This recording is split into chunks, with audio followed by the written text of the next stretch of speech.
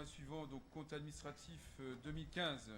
Alors, donc, il s'agit donc du compte administratif 2015 de Metz Métropole. Je vous propose pour l'ensemble des budgets de faire une présentation synthétique et donc de ne pas vous lire l'ensemble des documents. M'a-t-on dit que c'était important de faire du synthétique. Bien, le budget principal d'abord.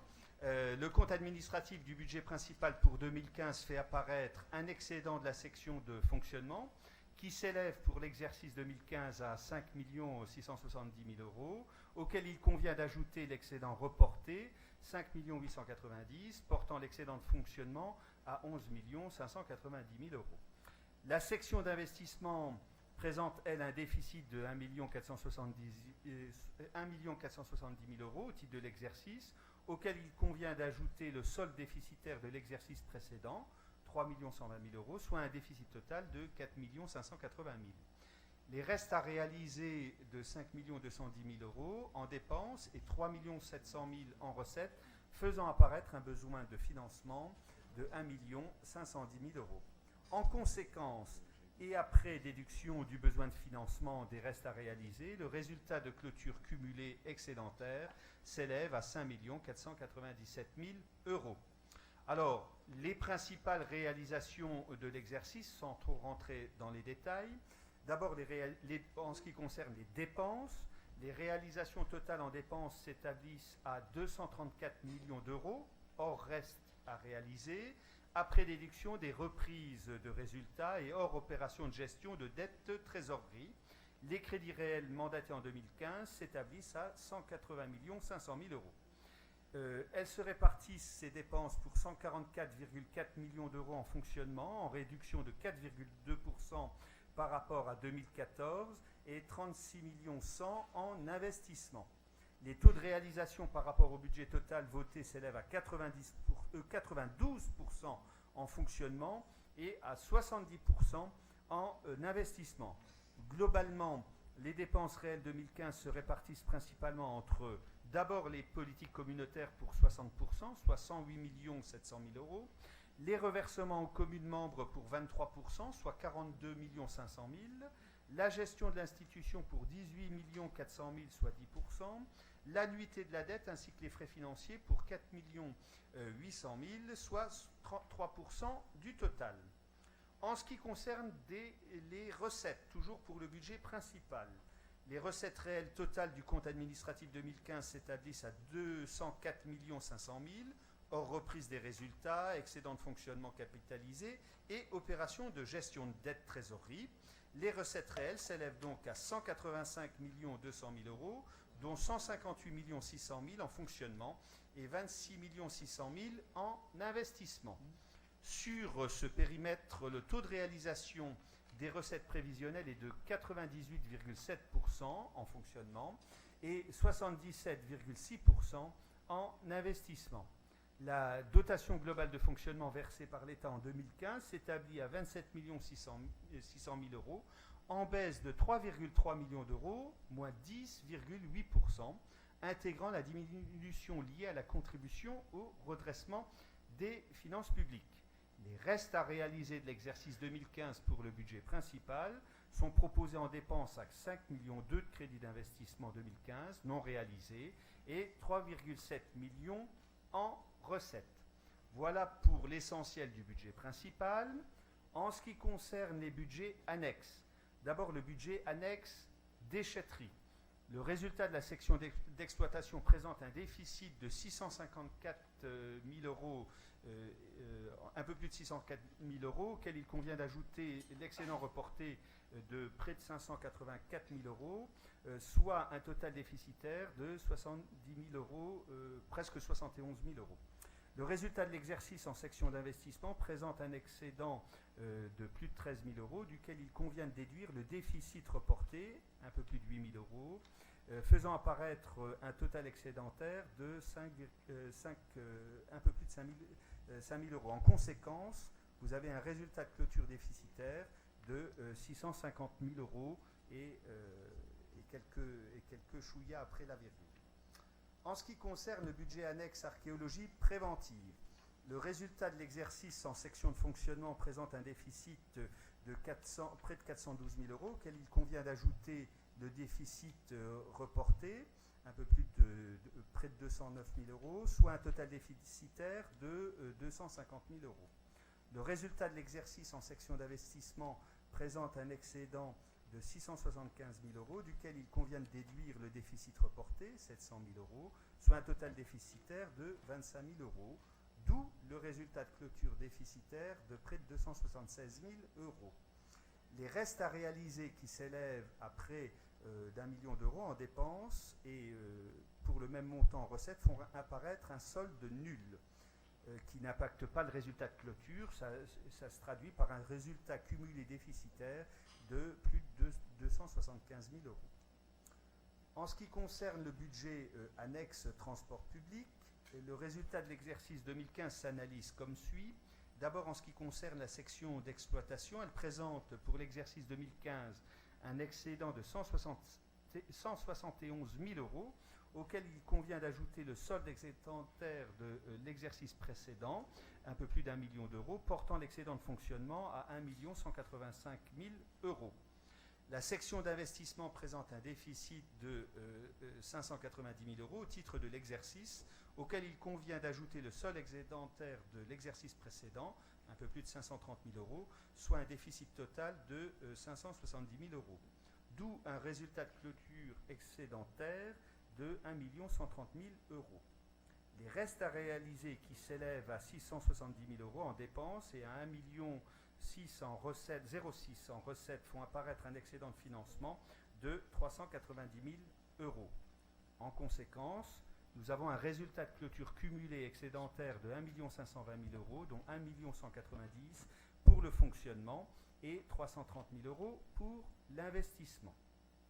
En ce qui concerne la section d'exploitation, les recettes réelles de l'exercice s'établissent à 54 800 000, constituées principalement de la rémunération du délégataire de transport urbain, la SAEML-TAM, pour 46 400 000, les recettes d'exploitation qui sont établies en mouvement réel à 62 300 000, principalement concernent à la fois le versement transport pour près de 42 millions d'euros, les recettes de billetterie du réseau au-delà de 11 millions d'euros, 11 millions 6, la subvention d'équilibre du budget principal qui est descendue à 3 360 000 euros. En section d'investissement, les dépenses réelles ont été ordonnancées pour près de 19 millions d'euros et les recettes réelles d'investissement se sont élevées à 11 millions d'euros. J'en viens donc maintenant au budget annexe zone en régie. Le résultat de l'exercice 2015 fait apparaître un résultat de l'exercice en section de fonctionnement qui présente un excédent de 380 000 euros, auquel il convient d'ajouter l'excédent reporté de 1 800 000 euros, soit un total excédentaire d'1,8 million. Le résultat de l'exercice en section d'investissement présente un déficit de 3 430 000 euros, auquel il convient d'ajouter le déficit reporté, donc de 1 560 000 euros, soit un total déficitaire de près de 5 millions d'euros. En conséquence, un résultat de clôture déficitaire de 3 160 000 euros, lequel équivaut au résultat de clôture cumulé en l'absence de reste à réaliser. Dernier budget à vous présenter, c'est le budget annexe déchets Val-Saint-Pierre. Le résultat de l'exercice 2015 fait apparaître un résultat de l'exercice en section de fonctionnement qui présente un déficit de 500 000 euros, auquel il convient d'ajouter l'excédent reporté de 14 000 euros, soit un total déficitaire de 36 000. Le résultat de l'exercice en section d'investissement présente un excédent de 27 000 euros, auquel il convient d'ajouter l'excédent reporté de 83 000 euros, soit un total excédentaire de 110 000 euros. En conséquence, et toujours pour ce budget annexe déchets Val-Saint-Pierre, nous avons un résultat de clôture excédentaire de plus de 74 000 euros, lequel équivaut au résultat de clôture cumulé en l'absence de reste à réaliser. Et pour être complet sur le sujet, un petit focus sur la dette. Vous avez l'encours de dette cumulé qui est au 31 décembre 2015 à un peu moins de 195 millions d'euros. Voilà, Monsieur le Président, pour l'ensemble des budgets de Metz Métropole. Merci Thierry, tout cela est, j'en conviens, un peu aride, pour ne pas dire indigeste, mais représente en effet donc une photographie fidèle de l'exercice 2015. Donc avant de sortir, je vous propose donc ceux qui souhaitent s'exprimer, donc Monsieur Lebeau, de donner la parole. Madame Nicolas. Madame Grolet. Madame Kosic. Bien, Monsieur Lebeau, vous avez la parole. Et Monsieur Gros.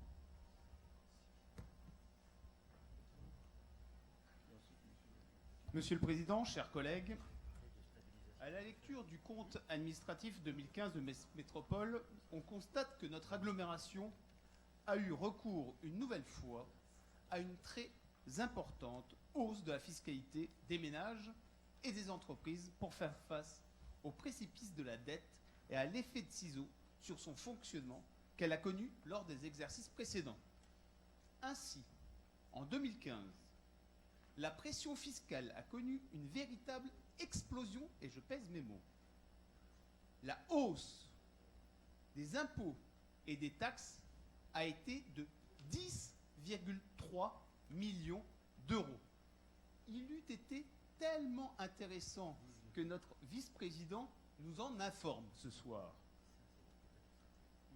Je ne vais pas vous faire l'énumération de toutes ces hausses, je prendrai seulement 2 exemples de ces hausses qui constituent ces 10,3 millions d'euros de hausse. Premier exemple, le versement transport. Hausse de 2,9 millions d'euros que les entreprises de plus de 9 salariés ont dû s'acquitter pour boucler le trou béant du budget annexe transport.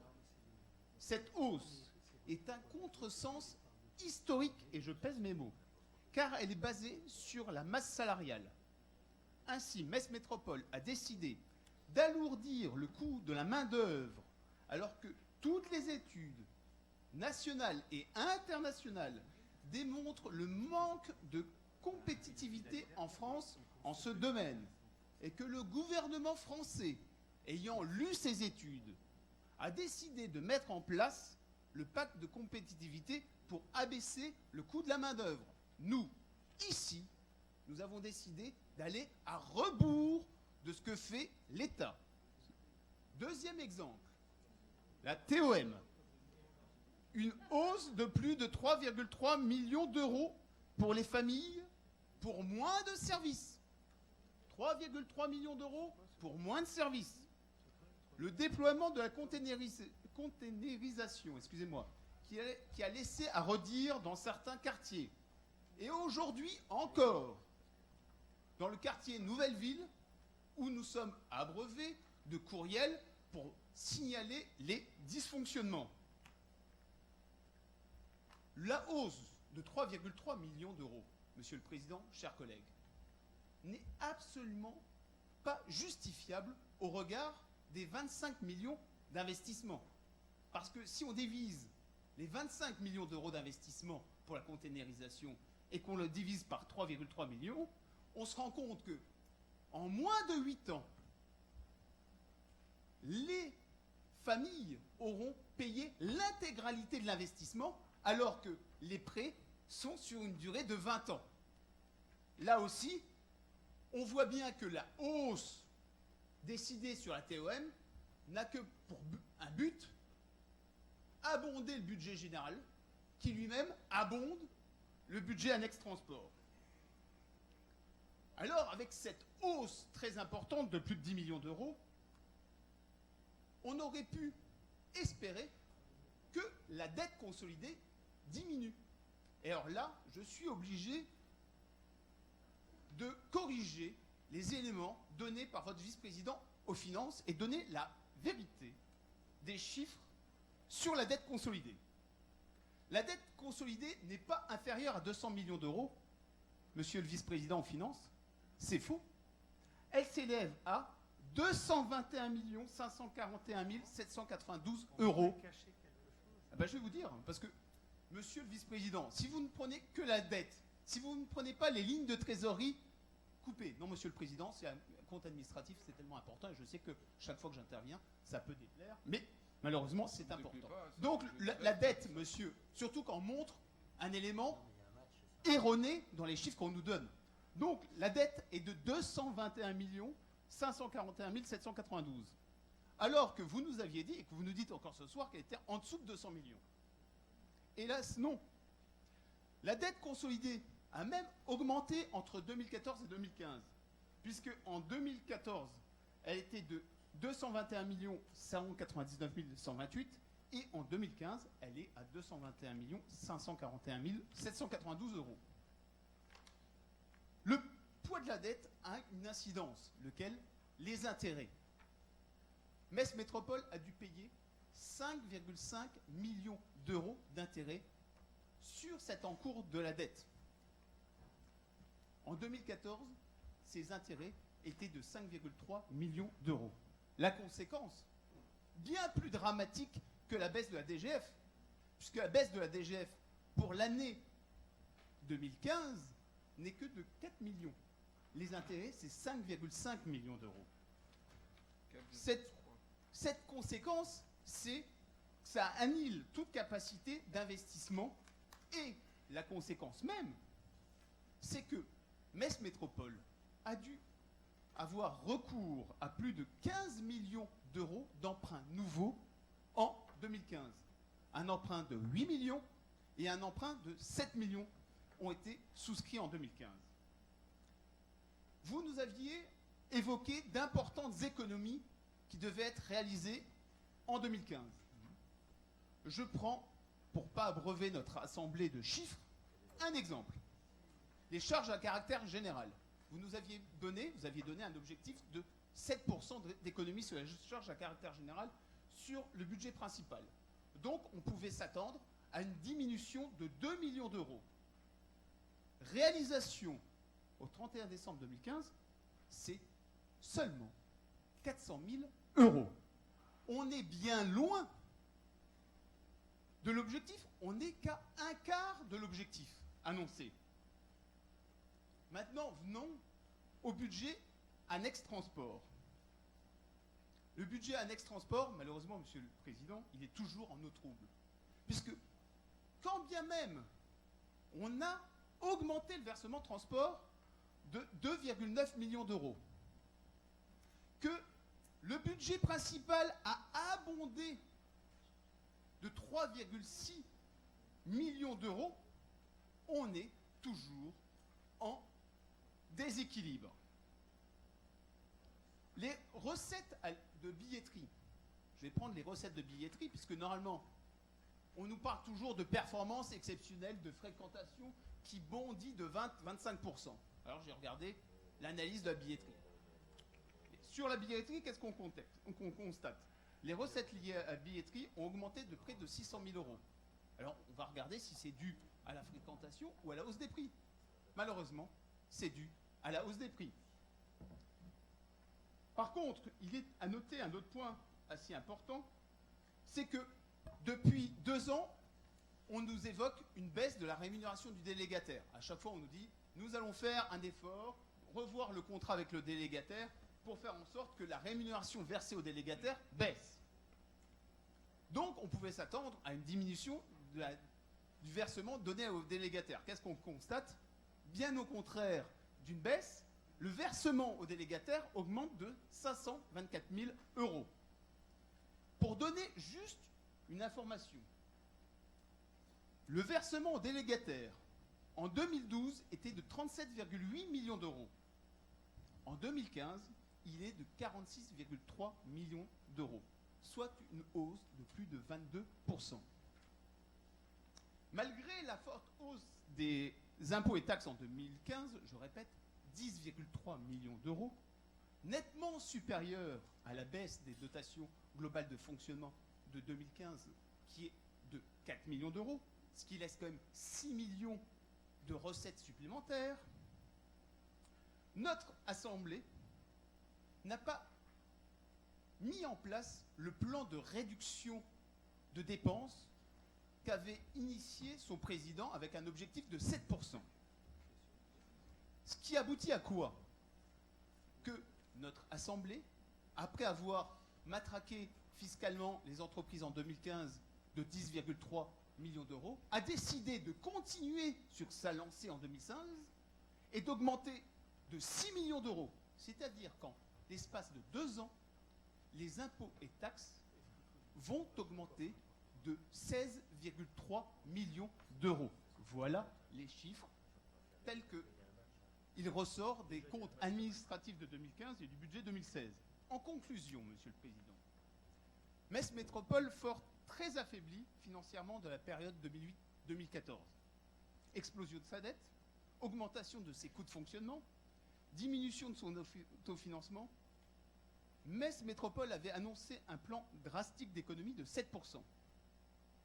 Les résultats sont uniquement à la marge, un quart du montant escompté, et ne souhaitant pas réformer et repenser ses dépenses, la seule solution qu'a trouvée notre vénérable Assemblée est de continuer sur sa lancée, celle de 2015, en augmentant la pression fiscale lourdement sur les familles, avec un matricage fiscal tout azimut, et pendant 2 ans, on aura augmenté de 16,3 millions d'euros la pression fiscale, en oubliant le ras-le-bol fiscal existant. Ces décisions ne font malheureusement que le lit des extrêmes. Je vous remercie. Bien, Madame Nicolas.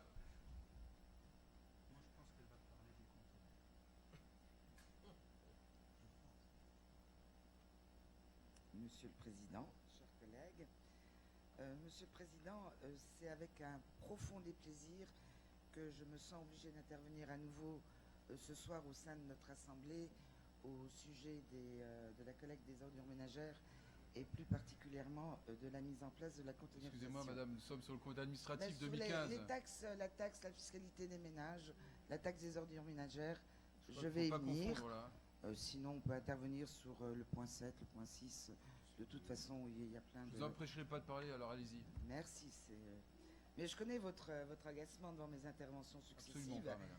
Je n'ai pas envie de vous irriter davantage, Monsieur le Président, mais au vu des nombreux courriers, emails, coups de téléphone que j'ai reçus de la part de nos concitoyens, il m'est juste impossible de ne pas intervenir ce soir. Comme vous, Monsieur le Président, je suis élu. Ces retours de terrain qui sont nombreux ne témoignent pas d'une grande satisfaction de la part des habitants.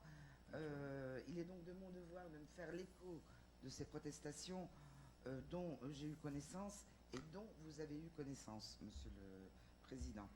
Il est non seulement de mon devoir de me faire l'écho de ces protestations, mais il est aussi de mon devoir et de votre devoir de trouver des solutions.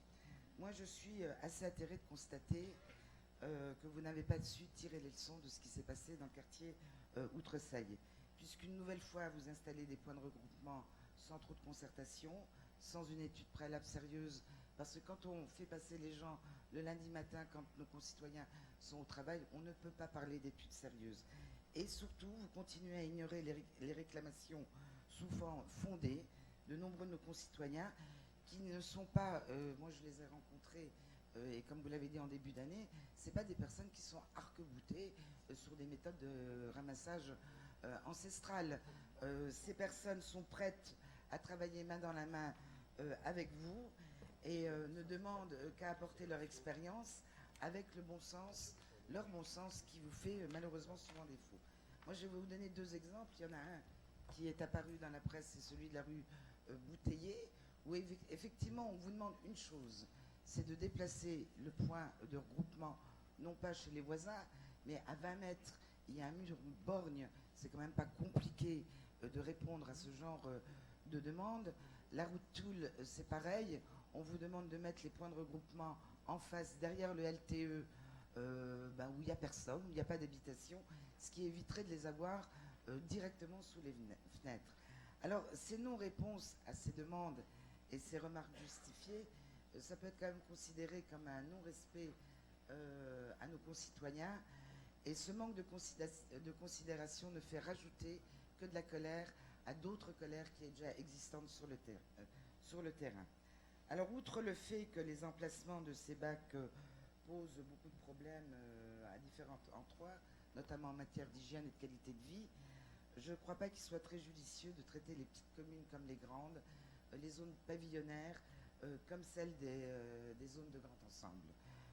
Vous avez pensé qu'on va pouvoir faire à terme un ramassage hebdomadaire, que ça serait suffisant et moins coûteux sûrement, suffisant dans certains quartiers. Ce n'est pas vrai et on le voit, il suffit de se promener aujourd'hui dans les rues de Metz, notamment en Nouvelle-Ville et au Sablon.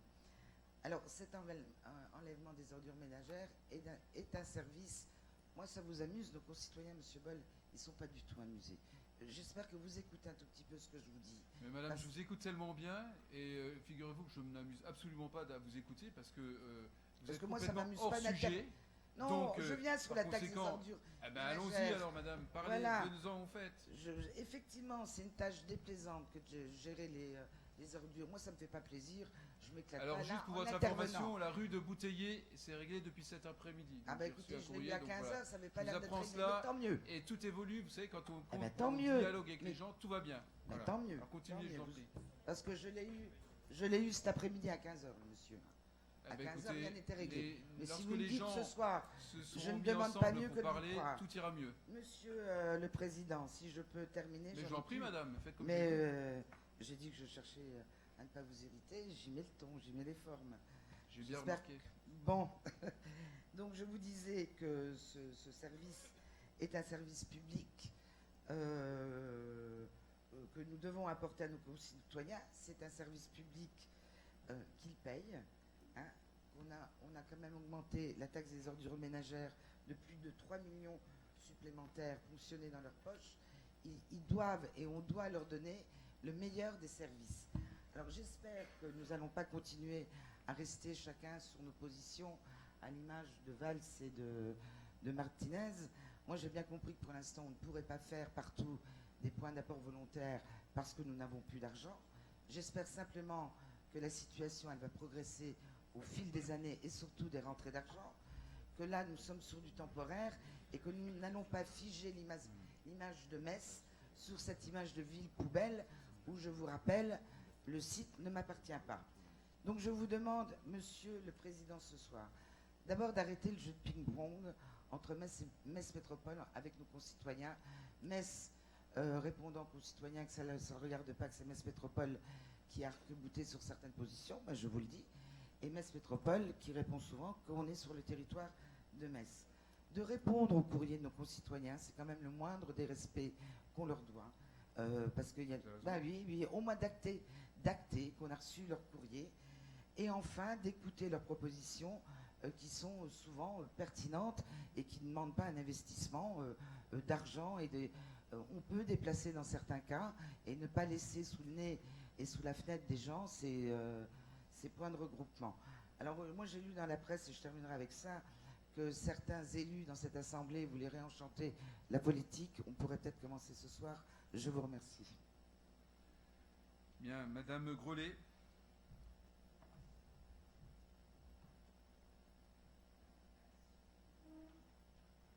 Monsieur le Président, je ne vais pas vous importuner en commençant par parler du sujet de la conteneurisation, mais tout de même, Allez-y, madame, je ne peux pas vous enfler ce plaisir-là. Vous venez de dire que le problème était réglé, mais savez-vous comment il est réglé? Les habitants de la rue ont parlé entre eux, et c'est très bien. Ils ont créé un collectif, ce qui est quand même assez violent de devoir forcer des citoyens. Ben non, ils refusaient des bacs, donc c'était naturel qu'ils se mettent ensemble et qu'ils parlent. Et la décision, nous avons reçu tous un courriel cet après-midi. La décision qu'ils ont prise, je l'ai imprimée avant de venir, c'est d'individualiser la conteneurisation pour ce qui les concerne. C'est-à-dire qu'ils se sont soumis, faute de pouvoir être entendus, mais tout en maintenant leur opposition à la conteneurisation collective à ciel ouvert. J'ai trouvé la formule particulièrement intéressante parce que finalement le problème est là. C'est vrai que les sacs poubelles ouverts, c'est mieux sur le trottoir. Ah bah écoutez, vous pourriez écouter au moins ce que pensent nos concitoyens, qui visiblement ne sont pas enthousiastes. Donc j'en viens au sujet du jour, le compte administratif, qui est significatif de la réalité des dépenses et des recettes donc de notre collectivité, et significatif de cette année, de tous les dangers que vous nous aviez prophétisés en début d'année dernière. Une année tous les dangers, donc tout cela pour un taux de réalisation au final des recettes en investissement qui n'est que de 77%. Tous les emprunts annoncés n'ont donc pas été réalisés. Même si le temps des réalisations ne colle pas toujours avec le calendrier budgétaire, même si l'encaissement des subventions est parfois long, je le reconnais, on ne peut que conclure que les dépenses d'investissement avaient été surestimées de presque un quart du budget primitif, ce qui vous permettait, au nom de l'équilibre des recettes et des dépenses, de présenter comme inéluctable une nouvelle ponction sur nos concitoyens et sur les usagers. Cela s'est fait avec l'augmentation de la TEOM, celle des tarifs de bus, une de plus. Et la question qu'on peut légitimement se poser maintenant, c'est qu'adviendra-t-il cette année? Après les années de hausse de l'endettement, vous avez pris, il y a 2 mois, la décision lourde de sens d'augmenter encore la pression fiscale sur les ménages, dans une période très difficile pour nos concitoyens, pour les entreprises et pour les communes. Il faut bien financer vos coûteuses priorités, n'est-ce pas? Vous savez, c'était le petit point de fiscalité, comme vous disiez, le petit point qui rapporte gros, 6 millions d'euros en plus pour cette année, et ce, en l'absence d'un tiers des élus de ce Conseil, ce qui est du jamais vu, avec 11 voix contre. Je reviens maintenant à l'année 2015. Même si les dépenses que vous vous obstinez à faire et à continuer de faire ne sont réalisées qu'à 70%, ce sont des recettes fiscales supplémentaires que l'agglomération va engranger année après année sur le dos des contribuables qui n'en peuvent plus. On peut constater en lisant le compte administratif qu'en 2015 déjà, Metz Métropole s'est distinguée dans la ponction fiscale. Les chiffres parlent d'eux-mêmes. Ils viennent d'être évoqués par Emmanuel Lebeau. Vous avez ponctionné donc 5,7% de plus en recettes, soit 1,5 million dans le portefeuille des ménages. Vous allez dire que cette augmentation est due aux hausses qui augmentent, aux bases qui augmentent, et à l'incroyable cafouillage gouvernemental donc de la demi-part des veuves, un cafouillage de plus. N'empêche que ces recettes supplémentaires sortent bien de la poche des contribuables pour alimenter votre budget. Même chose pour les entreprises, plus 7,5% de matraquage. De la même façon que les ménages, la CFE augmente par les bases et la suppression de l'exonération des auto-entrepreneurs, ce qui fait rentrer 1,5 million de plus dans les caisses et 1 million pour la CVAE. Il me semblait avoir entendu François Hollande promettre que les impôts n'augmenteraient pas. Eh bien, vous aggravez donc là le mensonge socialiste. Troisième élément de hausse pour nos concitoyens, qui est de votre responsabilité celui-là, la taxe d'enlèvement des ordures ménagères qui a rapporté 3,3 millions de plus, soit une augmentation de plus de 12%.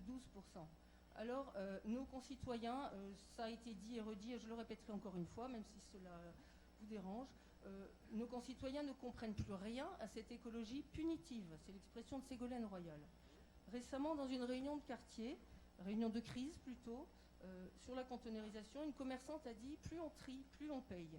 Et il faut dire que les dernières extensions du domaine de la conteneurisation dans les quartiers de Metz font culminer le mécontentement. On dirait que tout recommence toujours à zéro depuis le début avec les mêmes erreurs. Les services auront beau faire, et je sais qu'ils se démènent, ils sont débordés par cette marche forcée qui fait des dégâts. Mauvaise anticipation des besoins, l'enquête est insuffisante, manque de réactivité, obligation de subir soit des bacs inadaptés au logement, et c'est ce que vont faire les habitants donc, du collectif de la rue de Bouteiller, soit des places de stationnement supprimées alors qu'elles sont rares et précieuses à Metz, en générant aussi des nuisances devant les habitations, d'autant plus que la fréquence de collecte diminue. Il suffit de passer devant pour voir que les conteneurs débordent. Les habitants s'entendent dire que le problème sera réglé à la fin août, un bel été en perspective. Et les commerçants apprennent au passage dans les réunions, qu'ils seront, à un moment ou un autre, soumis à un impôt spécifique, la redevance spéciale. Dans le compte administratif, on constate d'ailleurs que cette extension de la perception de la redevance spéciale est un impératif pour les finances. 80 000 € étaient inscrits au budget primitif 2015, mais elle n'a rapporté que, si j'ose dire, 29 000 €. Délai de mise en place, d'accord, probablement aussi parce que, comme cela a été expliqué, les gros producteurs de déchets, les établissements publics à leur tête se sont précipités vers le privé, qui est moins cher mais qui est plus polluant. Et cerise sur le gâteau, pour les habitants, pour les commerçants, à longueur de réunion, on leur fait la morale en leur disant qu'ils doivent devenir vertueux. Qui ne comprend que c'est intolérable? Nous avons été saisis par mail d'un cas exemplaire que je comptais citer et sur lequel on est déjà revenu.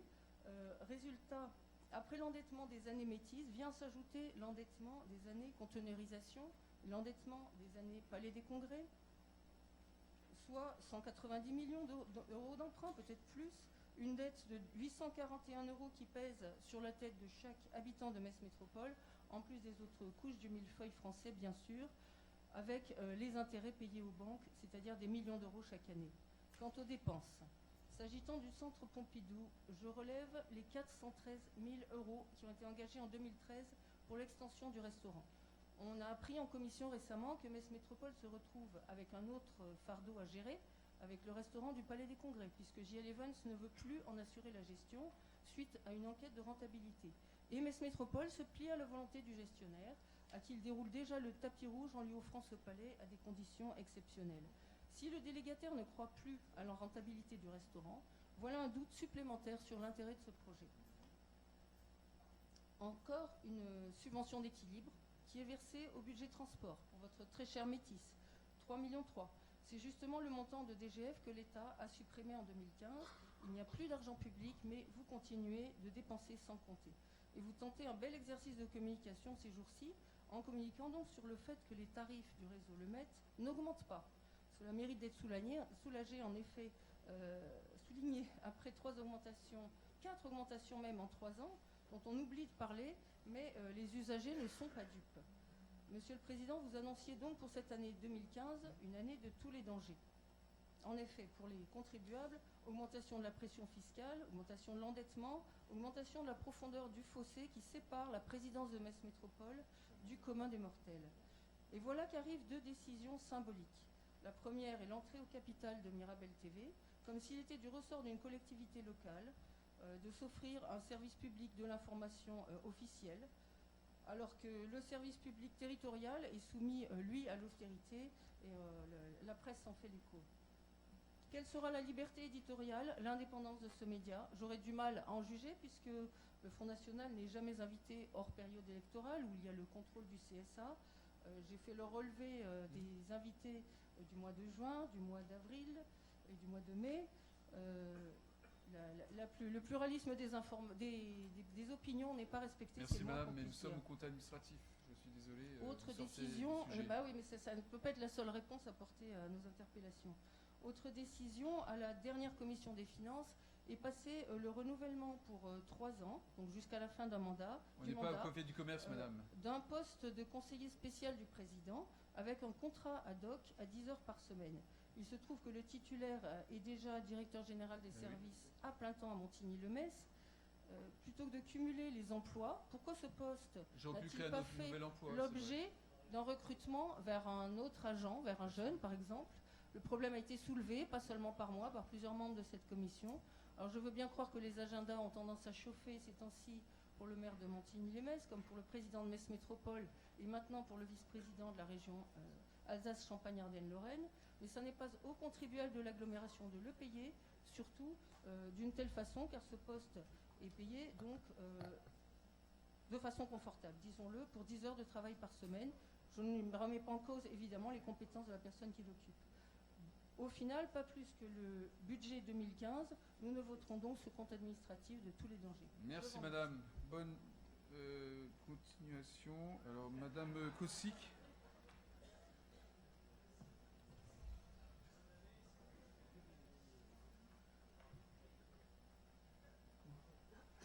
Oui, il faut parler du Brexit parce qu'on parle un peu de tout là ce soir. Donc voilà, madame Isabelle.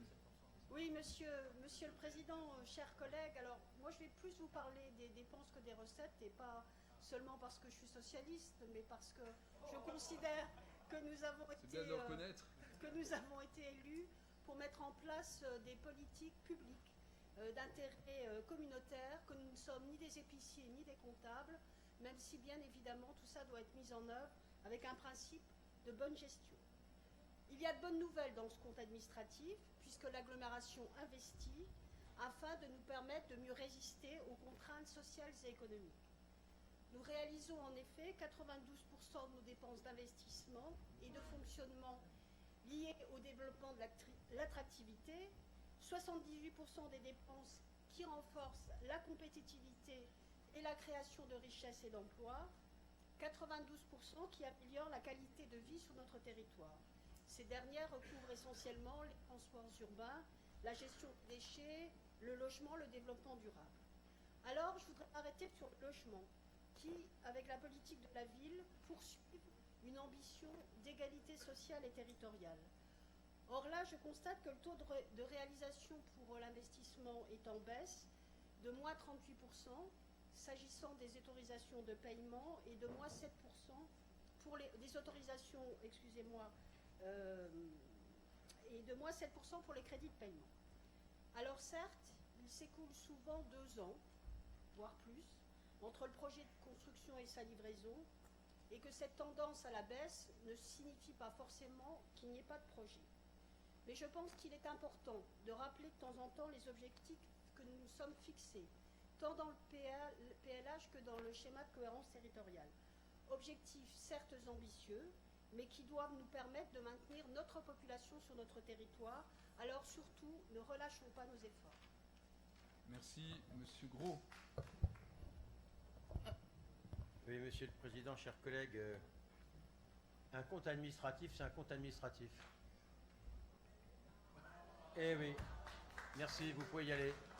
Non, je le rappelle parce que j'ai eu le sentiment d'être ailleurs depuis le début de la séance. Et finalement, on a parlé à nouveau des transports en commun et des ordures ménagères. Moi, je voudrais rappeler quelques vérités un peu simples. D'abord, réaliser un budget d'investissement à 77%, c'est bien. J'ai connu, pour ceux qui rêvent de jadis naguère, des périodes où on était à 35% de taux de réalisation par rapport à ce qui était affiché. Et se rapprocher de 80% d'un budget d'investissement, c'est bien. Bien entendu, le budget de fonctionnement, celui-là, il est quasi atteint, parce qu'on peut le détailler de façon très précise. Donc, c'est simplement pour remettre l'église au milieu du village, des réalités qui sont fondamentales. Ensuite, le versement transport. Le versement transport, il n'a pas augmenté en 2015, il a augmenté en 2014, au 1er janvier 2014. C'est-à-dire qu'il faut arrêter d'aller nous chercher des causes qui n'existent pas. Il n'y a pas eu d'augmentation du versement transport en 2014. Simplement, s'il y a eu plus de rentrées, ce n'est pas la même chose. Et rentrées, et oui, et puis il y a des raisons, c'est des raisons qui sont... Mais voilà, mais il n'y a pas eu d'augmentation du versement transport en 2014. Et en 2015. Et donc c'est mieux d'en avoir conscience plutôt que d'entendre des choses qui s'apparentent finalement, soit à une ignorance, j'ai du mal à comprendre. Moi je ne suis pas comptable, mais ça je le sais. Et je peux l'affirmer, parce que je me suis occupé longtemps du versement transport, et je dis ici que, bien que n'étant pas comptable, j'affirme, il n'y a pas eu d'augmentation du versement transport en 2015. Ensuite, s'agissant des ratios, les ratios, ils sont indiqués tout à fait au début. C'est fondamental. Vous prenez les ratios et en plus de ça, la loi nous oblige à les y mettre. Et la loi nous dit en plus de ça, regardez la moyenne nationale des communautés d'agglomération, parce que je vous oblige à le regarder, je vous oblige à l'écrire. Et c'est la première page. Et vous regardez les ratios qui sont là. On n'est pas les premiers de la classe, mais on a des ratios qui sont complètement corrects. Et nous avons des conseils qui nous permettent de constater que cette situation est satisfaisante. Elle est satisfaisante alors que oui, nous investissons sur un palais des congrès, sur un centre des congrès, oui. Nous avons investi sur des transports en commun, oui. Et nous investissons sur la modernisation de la collecte des ordures ménagères, oui. Oui, il y a des difficultés, oui, c'est pas simple, oui, c'est compliqué. Mais attendez, qui veut continuer à ce qu'on ramasse des sacs par terre, éventrés bien souvent, déchirés par les chiens, avec des salariés qui ont le dos cassé à 40 ans, parce qu'ils ont fait ça pendant 20 ans de leur vie. La réalité, c'est que c'est une collecte, une sorte de collecte qui est interdite par la loi. Et nous sommes tout simplement en train de rattraper une situation qui était intolérable. Alors on va s'occuper de la rue Le Bouteiller. Ah, que je suis content, j'entends, d'avoir reçu des mails. J'ai reçu les mêmes, tout le monde reçoit les mêmes. Eh ben oui, c'est normal d'y répondre. Et je réponds quand je peux, Nous avons sur le terrain le maximum de monde, c'est pas parfait. C'est pas parfait. Mais je peux vous dire une chose, c'est que j'ai fait des tournées de quartier dans des endroits où c'était fait l'année dernière, ça se passe très bien. Et donc, un peu de patience, un peu de courage, on peut s'améliorer. On peut s'améliorer. Il y a certainement dans la méthode des améliorations à faire, dans l'explication préliminaire. Il y a aussi des gens qui, finalement, tant qu'ils n'ont pas vu les choses, eh bien, ne croient pas qu'il va y avoir une réalité. Ce qui est admirable dans la rue de Bouteiller, c'est que toutes les personnes concernées, tout d'un coup, se sont aperçues qu'ils avaient une cour et qu'ils pouvaient prendre dans leur cour leur propre conteneur. Mais auparavant, ils n'avaient pas souhaité et ces conteneurs se sont retrouvés dans la rue. Ils ont trouvé que c'était désagréable. Eh bien, c'est bien, on a discuté. Je peux vous dire une chose, toute simple. Je la tiens de M. Lecoq, qui est sur le terrain tout le temps, avec un dénouement sans borne.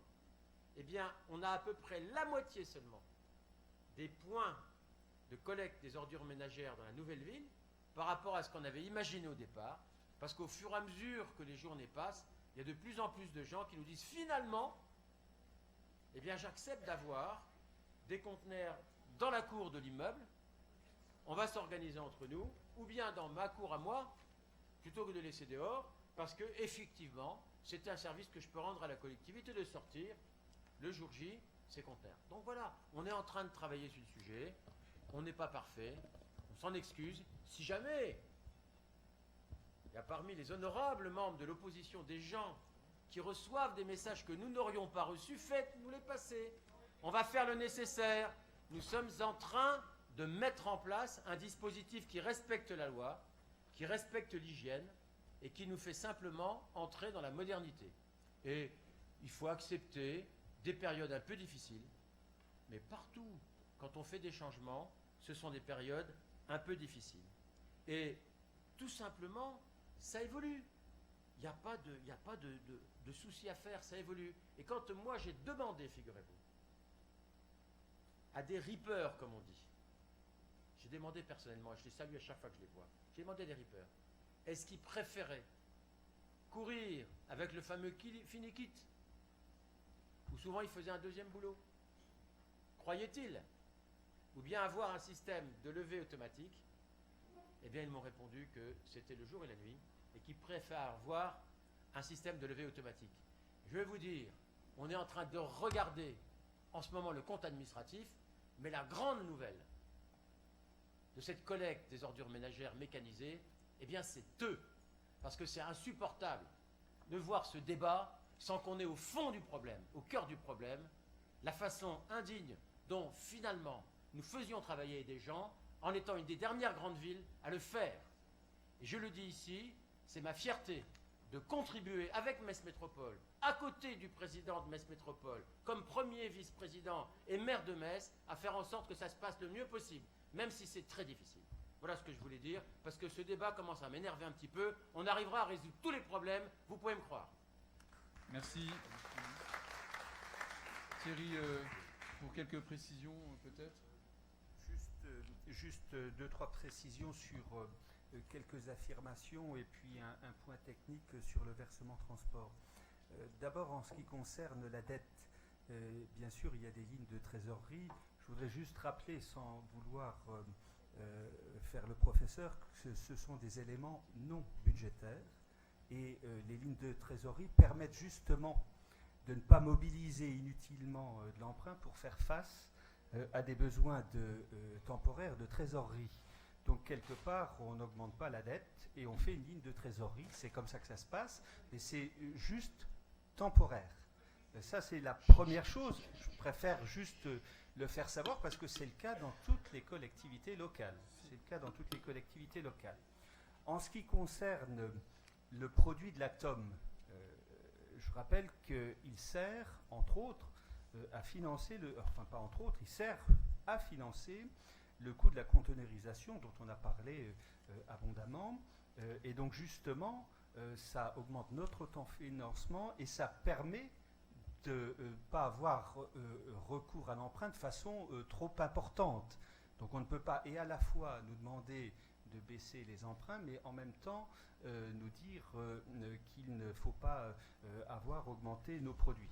Juste une petite parenthèse, mais j'avoue que je ne connais pas trop les soucis des quartiers de Metz dont on a parlé au niveau de la conteneurisation, mais en ce qui concerne Marly, qui est conteneurisé depuis le début mai, tout va bien.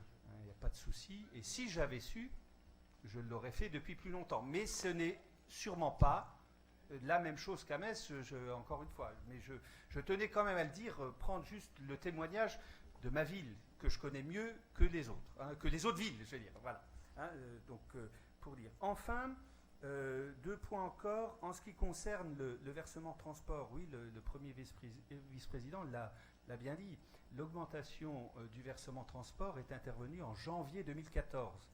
Donc, elle est intervenue en janvier 2014, et pour autant, il est vrai aussi qu'il y a eu une augmentation du produit du versement transport. Alors, qu'est-ce qui s'est passé? Alors, effectivement, quand on vient en commission finance, peut-être qu'on a des infos qu'on n'a pas quand on ne vient pas. Il faut savoir qu'il y a eu un changement de régime de reversement du versement transport, et donc l'autorité de tutelle nous a versé exceptionnellement en décembre 2015 un acompte de 2 millions d'euros environ, supplémentaires qu'on n'avait pas eu en 2014, et donc ça explique l'évolution du produit du versement transport, non pas par la fiscalité, mais simplement une modalité différente dans le versement et un acompte supplémentaire. Je tenais juste à le préciser parce que comme ça permet de revoir les choses. Enfin, on nous a parlé des investissements.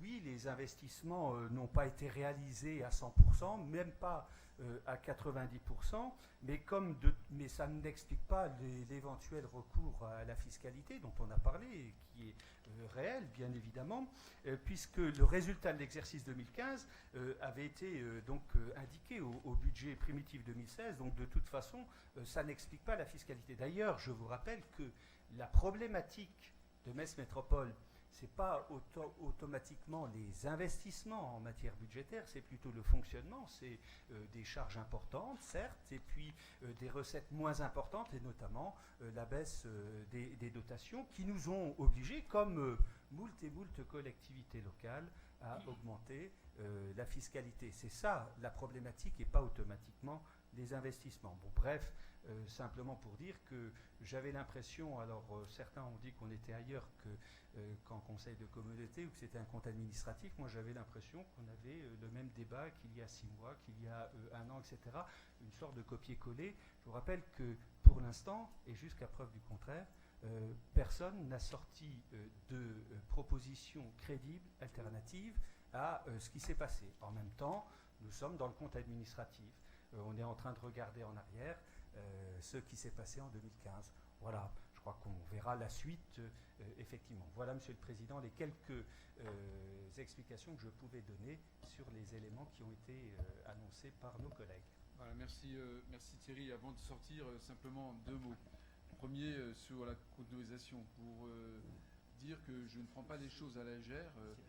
Bien évidemment que je suis attentif aux remontées terrain, comme on dit, et je suis aussi à l'écoute, puisque même si je suis maire de Montigny, je suis aussi président de l'agglomération, et nos frontières sont absolument perméables. Donc je parle et j'écoute les gens, et je voudrais remercier à cet instant tout particulièrement à la fois nos services, mais évidemment Monsieur Lecoq et aussi François Henrion, qui l'un et l'autre font un travail de couture extrêmement complexe, car il s'agit pour nous d'abord promouvoir un nouveau système de collecte, une modernisation. Je rappelle que 85% des collectivités de France sont déjà pourvues de ce système, que le système que nous avons retenu correspond aussi finalement, une fois que les choses sont bien en place, une amélioration du cadre de vie, et de gérer le paysage urbain. Et je crois qu'il suffit d'aller dans certaines villes où vous avez un bac devant chaque porte pour vous rendre compte que le système que nous avons choisi, il n'est pas si mauvais que ça. Voilà. Il est même très bon. Et pourvu que, évidemment, eh bien, les uns et les autres s'en rendent compte, car il est très difficile de faire comprendre parfois aux personnes eh bien, que le changement, ça peut aller dans le bon sens. Et en l'occurrence, les éléments ont déjà été apportés, je n'y reviendrai pas. Mais je crois que simplement, c'est une question de salubrité, de propreté. C'est aussi pour les agents de collecte la recommandation R437, dont on a parlé tout à l'heure, et également atteindre de meilleures performances à un coût maîtrisé. Ça, c'est pour le côté développement durable. Donc nous avons aujourd'hui 57% des foyers de l'agglomération qui sont conteneurisés, soit 120 000 habitants sur 18 communes de notre territoire, pour évidemment un objectif de 100% équipé donc à fin 2017. Moi, je crois que les tendances vers lesquelles nous allons sont plutôt favorables. Vous aviez évoqué le quartier Outreseille. Aujourd'hui, les contacts que j'ai sur Outreseille, je trouve qu'ils sont plutôt positifs. Peut-être qu'on n'a pas les mêmes contacts, mais en tout cas, je crois que franchement, le quartier s'en est trouvé complètement, amélioré dans son paysage urbain, dans sa propreté, dans sa salubrité, avec des performances réelles, parce qu'il y a moins de déchets. Il y a aussi plus de tri de recyclables, plus 10%. Donc ce sont des chiffres, moins 2% de déchets, c'est du concret. Donc au fur et à mesure, eh bien, chacun doit prendre conscience qu'il est nécessaire de gérer mieux la problématique du déchet dans son ménage. Mais c'est aussi une collecte plus efficace, avec moins 12% d'arrêt de travail et plus d'heures travaillées par jour, donc plus 25%. Donc j'en conviens, nous avons des difficultés sur certains quartiers, et je remercie à cet égard aussi les associations telles que par exemple l'association Nouvelle Ville, qui est extrêmement à l'écoute et qui était au contact de la population déjà très en amont, avec qui nous sommes en échange permanent avec Jean-Louis et François. Je voudrais également vous dire que les rôles des comités de quartier, des associations dans la ville sont donc extrêmement importants pour essayer évidemment d'ajuster plus rapidement, et c'est vrai, un dispositif de collecte par le biais d'enquêtes plus précises, et il faut reconnaître lorsque les choses sont à améliorer. Les retards de livraison de bacs également qu'il faut éviter. La récurrence également de présence de sacs sur le trottoir à éliminer. La saturation des points de recoupement à corriger plus rapidement. Et aussi la communication et la présence des ambassadeurs à affirmer auprès des habitants. Donc ça, ce sont les choses qu'il nous faut améliorer au quotidien. Croyez-moi, ma vieille expérience, à Montillier-Metz, on a été préfigurateur du système, parce qu'on a une typologie de l'habitat qui a permis finalement de tester un petit peu tout cela. Aujourd'hui, même si il y a encore aujourd'hui, depuis 2013, des choses à améliorer de façon, je dirais, la plus globale.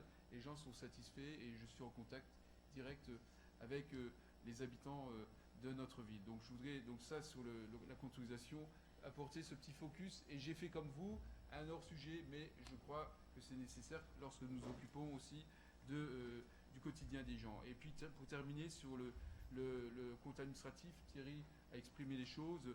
Je crois qu'il faut essayer d'en finir avec certains superlatifs, ou en tout cas certains excès de langage, car tout ce qui est excessif est insignifiant.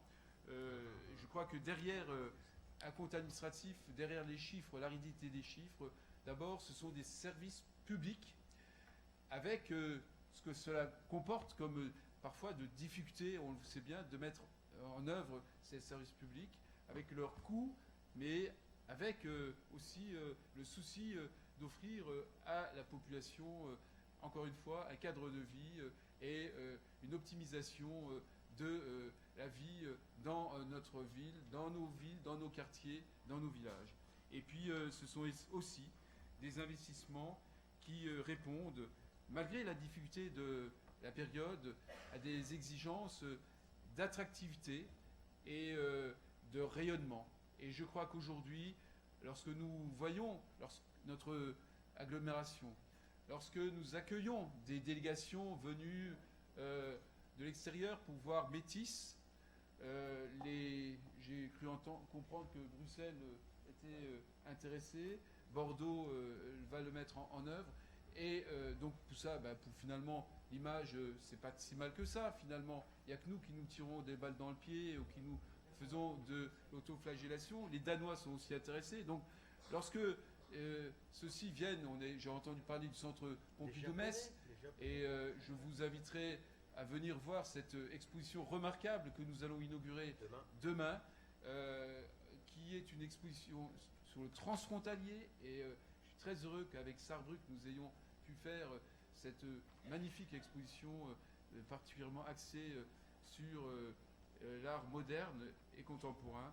Eh bien, je crois que voilà, nous nous situons dans l'axe de l'innovation et dans une trajectoire qui est, je dirais, extrêmement encourageante. Donc je crois qu'il faut cesser parfois les sinistroses un peu faciles sur notre territoire et dans certains dîners en ville, mais aussi lutter contre l'immobilisme. Et moi, contre l'immobilisme, je propose le mouvement et l'action.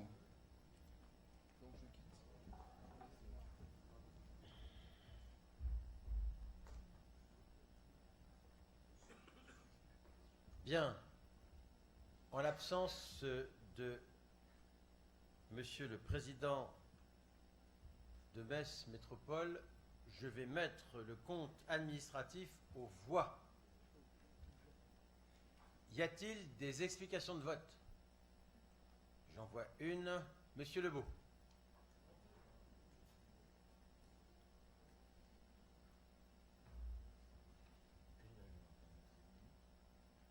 Trois éléments pour expliquer des choses qui ont été dites avec imprécision. Premier élément, la ligne de crédit. Une ligne de crédit, monsieur le vice-président, vous avez raison, c'est un besoin à court terme. Mais quand ce besoin à court terme est récurrent, juste laissez-moi finir, parce qu'on est quand même sur une affaire de 20 millions d'euros. Aujourd'hui, la ligne de crédit est en permanence tirée à plus de 20 millions d'euros. Donc, ça s'appelle de la dette. Et il faut l'inclure dedans. Deuxième élément, monsieur le premier vice-président, vous avez parlé des ratios. Les ratios ne fonctionnent que sur le budget principal et n'incluent pas les autres budgets annexes. Donc, c'est pour ça qu'on parle de dette consolidée. Et si les ratios fonctionnaient sur l'environnement consolidé, vous verriez que la situation est beaucoup plus difficile que l'indication qui est donnée sur les ratios uniquement sur le budget principal. Et dernier point, pour être complet, la décision d'augmenter le versement de transport. Parce que vous n'êtes pas comptable, vous l'avez dit, mais vous êtes quand même vice-président. Donc j'ai été rechercher la date de la décision. C'est le Conseil de communauté du 29 septembre 2014 avec prise d'effet. À quelle date? Les services, vous pouvez répondre. Quand même, ça me ferait plaisir quand même qu'une fois on donne une information correcte à cette vénérable assemblée. Voilà. Je voudrais juste quand même, à un moment donné, on ne peut pas dire que c'est un effet au 1er janvier quand la décision est prise au 29 septembre 2014. Donc, tous ces éléments et ces informations un peu tronquées me poussent, me conduisent à m'abstenir. Alors, y a-t-il des oppositions? Nous les comptons, s'il vous plaît, Madame la Secrétaire Générale. 5 oppositions. Y a-t-il des abstentions? Y a-t-il 5? Eh bien, je vous remercie. Le vote est ainsi accompli avec les autres qui sont favorables. Je demande à ce qu'on aille rechercher Monsieur le Président. Le voilà. Bien, mesdames, messieurs, je vous remercie, chers collègues.